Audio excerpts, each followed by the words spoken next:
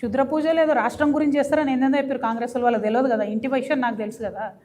హరీష్ రావు గారు ఎప్పుడు క్షుద్ర పూజలు చేపించినా అది కేసీఆర్ గారు ఆరోగ్యం బాగుండదని చెప్పిస్తాడు. ఆయనకు ముందు నుండి ఉన్న అలవాటు అది. అనేక మంది పండితులను అనేక మందిని రకరకాలుగా ఆయన కేసీఆర్ గారి గురించి చాలా దారుణమైన ప్రశ్నలు అడిగాను. ఇప్పుడు నాకు హరీష్ రావుకి ఏం పంచాయతీ అండి? గట్టి పంచాయతీ నాకేమన్నా? మా నాన్న అగౌరవ పరుస్తాడు అన్న దగ్గర స్టార్ట్ అయినటువంటి పంచాయతీ ఆయన నన్ను దగ్గరుండి పార్టీలోంచి బయటికి పంపించే వరకు వచ్చింది.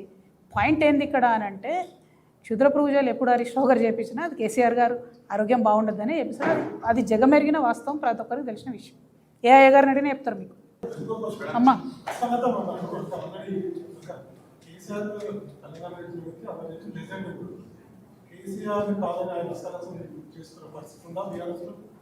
అంటే నేనేమంటున్నా బ్రదర్, అంతో ఇంతో గట్టిగా మాట్లాడేది నేనే. నన్ను దగ్గరుండి బయటికి పంపించారు.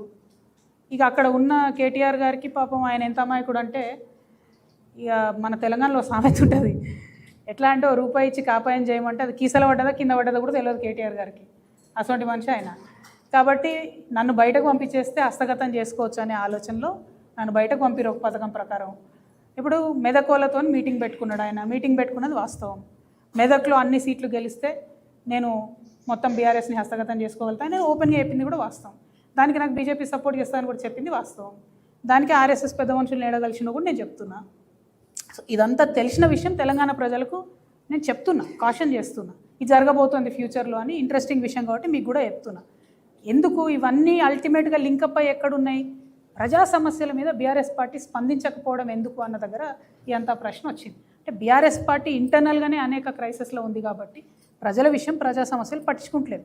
ఆ విషయం ప్రజలు గమనించి మాలాగా న్యూట్రల్గా ఉండే పార్టీ, మాలాగా ప్రతి విషయంలో ప్రజల పక్షాన్ని నిలబడి కొట్లాడే పార్టీకి అవకాశం ఇచ్చి మమ్మల్ని ముందుకు తీసుకెళ్ళండి ఆడబిడ్డ పార్టీగా అని చెప్పి ప్రజల్ని కోరుతాం.